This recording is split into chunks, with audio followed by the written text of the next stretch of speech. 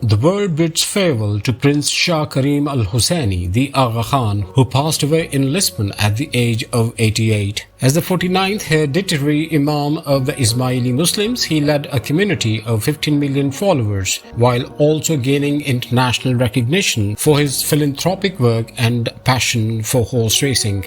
Born in Geneva in 1936, he was educated at Harvard before succeeding his grandfather as Imam in 1957. Over decades, he built the Aga Khan Development Network, uplifting millions in the poorest regions of Africa and Asia. Beyond his humanitarian work, he was a major figure in the thoroughbred horse racing with champions like Shergar and Sea of Stars. His wealth, estimated between $800 million and $13 billion, stemmed from family inheritance, investments, and horse breeding. Twice married, he leaves behind 3 sons and a daughter. Aga Khan's legacy of service, leadership, and philanthropy will be remembered worldwide.